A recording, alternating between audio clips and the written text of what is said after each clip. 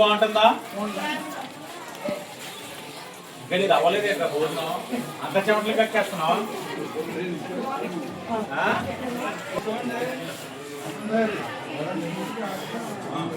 Phone చేశారా?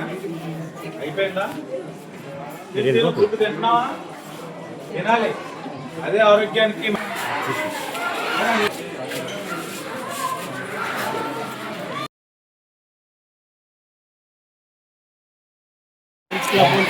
Park walking track minimum అది చూపించండి.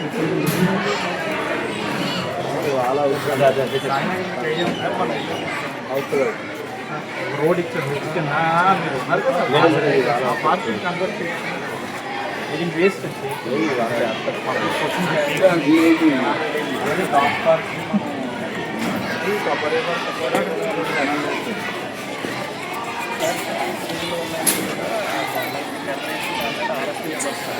వాళ్ళు ప్రభుత్వంలో మాకు డిజైన్ బ్యాలెన్స్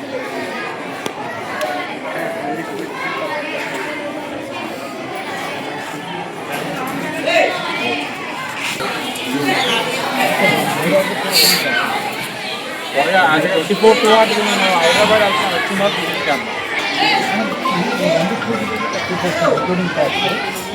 20 దాకా. అందరికీ నమస్కారం. రాజమహేంద్రవరం మోరంపూడిలో ఏదైతే స్కూల్ ఉన్నదో ఆ స్కూల్ 8th క్లాస్ వరకు ఉండడం జరిగింది. 8th క్లాస్ అయిన తర్వాత పిల్లలు 9th వెళ్ళే వాళ్ళందరూ కూడా ఆ మోరంపూడి హైవే దాటి అటువైపు వెళ్ళే పరిస్థితులు వచ్చినాయి. లాస్ట్ అకాడమిక్ ఇయర్ ఇక్కడ ఉన్న మా నాయకులందరూ కూడా మాకు తెలియచేసిన తర్వాత ఈ స్కూల్కి 9th క్లాస్ తీసుకురావడం జరిగింది. అంటే కూటమి అధికారంలోకి వచ్చిన తర్వాత 9th క్లాస్ పర్మిషన్ ఇప్పించడం జరిగింది. 9th పర్మిషన్ వచ్చిన తర్వాత ఫైనల్గా ఇంకా 10th తీసుకురావాలి కాబట్టి 10th క్లాస్ కూడా నేషనల్ బేసిక్ స్కూల్ ఏదైతే జాంపేటలో ఆ స్కూల్కి, మోరంపూడిలోని ఈ స్కూల్కి, అలాగే విఎల్పురం శ్యామలంబ స్కూల్కి 3 స్కూల్స్కి 10th పర్మిషన్ రాజమండ్రి సిటీలో శాసనసభ్యుడిగా నేను తీసుకురావడం జరిగింది. నేషనల్ స్కూల్కి వాళ్ళకు ఉన్న ఇన్ఫ్రాస్ట్రక్చర్ ఏదైతే ఉందో అది సరిపోతూ ఉంది 10th పిల్లలకి. ఇక్కడ విఎల్పురం సరిపోకపోవడం వల్ల విఎల్పురం వచ్చి రౌండ్ టేబుల్ వారి సహకారం తీసుకోవడం, వాళ్ళు ఒక 25 lakhs CSR ఇవ్వడం, అది ఒక 1 week 10 daysలో అక్కడ స్టార్ట్ చేయబోతున్నాం 10th పిల్లలకి. ఈ స్కూల్కి ఇలాగే ఇబ్బంది ఉంటే పేపర్ మిల్ వాళ్ళని సంప్రదించిన తర్వాత వాళ్ళు ముందుకొచ్చి CSR నిధుల నుంచి సుమారు 20 లక్షలు వెచ్చించి 2 floors ఇక్కడ 10th క్లాస్ వాళ్ళకి నిర్మాణం చేయబోతా ఉన్నారు. చాలా నాణ్యతతోటి నిర్మాణం చేస్తూ ఉన్నారు. ఇది జరుగుతుండగా కూడా పిల్లలకి ఇంకా కొన్ని ఏదైతే బేసిక్ ఇన్ఫ్రాస్ట్రక్చర్ రిక్వైర్మెంట్ ఉందంటే 4 లక్షలతో వాళ్ళకి కావాల్సిన స్కూల్కి కావాల్సిన ఇన్ఫ్రాస్ట్రక్చర్ కూడా పేపర్ మిల్ వారు ఇవ్వడం కూడా జరిగిందన్నది కూడా ఇప్పుడే చెప్తా ఉన్నారు. అంటే సుమారు 24 లక్షలతో ఇక్కడ 10th క్లాస్ పిల్లలకి కావాల్సిన ఇన్ఫ్రాస్ట్రక్చర్ నిర్మాణం చేయడంతో పాటు బేసిక్ ఇన్ఫ్రాస్ట్రక్చర్ ఏదైతే కావాలో అది కూడా ఇవ్వడం జరిగింది. ఈ సందర్భంగా నగర ప్రజలకి నేను తెలియచేసేది ఒకటే, గతంలో ఏనాడు కూడా ఇలాగ CSR నిధులు ఇంత మొత్తంలో తీసుకొచ్చిన పరిస్థితులు ఏనాడు లేవు. గత 5 సంవత్సరాలు ఆ ప్రభుత్వం ఏదైతే వైఎస్ఆర్ కాంగ్రెస్ పార్టీ వారు ఉన్నారో ఆ ప్రభుత్వంలో స్వచ్ఛంద సంస్థల నుంచి వచ్చే ఏదైతే ఉన్నదో ఆ నిధులు ఎట్టిపోయినాయో కూడా ఎవరికీ తెలియదు.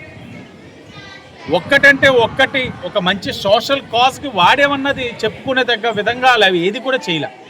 కానీ ఈరోజు మనం వచ్చిన తర్వాత కూటమి ప్రభుత్వం ఖర్చు పెట్టే ప్రతి రూపాయి కూడా విద్యకో, వైద్యానికో, లేకపోతే ప్రజలు ఎప్పటి నుంచో పడుతున్న సమస్యలు పరిష్కరించడానికో ఉపయోగించి అందరికీ ఉపయోగపడే విధంగా ప్రతి రూపాయి కూడా పారదర్శకంగా ఖర్చు పెట్టే విధంగా పనిచేస్తూ ఉంది కూటమి ప్రభుత్వం అని ప్రజలందరికీ కూడా తెలియచేస్తూ, ఎందుకంటే విద్యకు అధిక ప్రాధాన్యత ఇస్తూ ఉన్నాం.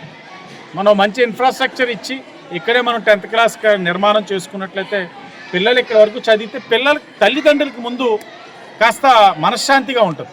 లేకపోతే ఈ ప్రాంతంలో ఉన్న తల్లిదండ్రులకి పిల్లలు 10th క్లాస్ వచ్చేసరికి ఆ ఫ్లైఓవర్ దాటి వెళ్ళాలి, ఫ్లైఓవర్ దాటేంత వరకు ఏంటి క్షేమంగా వెళ్ళి వస్తాడని అనుమానాలు.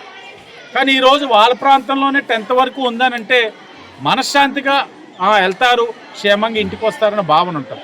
అది కూటమి ప్రభుత్వం ఇవ్వగలిగిందని తెలియచేసుకుంటూ సిఎస్ఆర్ నిధుల ద్వారా మాకు సహకరించిన ఏపీ పేపర్ మిల్ మేనేజ్మెంట్ వారికి ధన్యవాదాలు తెలియచేస్తూ ఇక్కడ దగ్గరుండి పర్యవేక్షించుకుంటున్న మా తెలుగుదేశం పార్టీ ఇన్ఛార్జ్ గారికి, అలాగే కూటమి నాయకులకు, అలాగే ఈ విద్యా వ్యవస్థ ఉపాధ్యాయులకు, అలాగే టీచింగ్ నాన్ టీచింగ్ స్టాఫ్ అందరికీ కూడా, ప్రధాన ఉపాధ్యాయులు కూడా ఉన్నారు, దగ్గరుండి పర్యవేక్షించుకున్నారు. అలాగే ఆయనకి సహకరిస్తున్న ఉపాధ్యాయులకు మరియు నాన్ టీచింగ్ స్టాఫ్ అందరికీ కూడా ధన్యవాదాలు తెలియజేస్తున్నాం.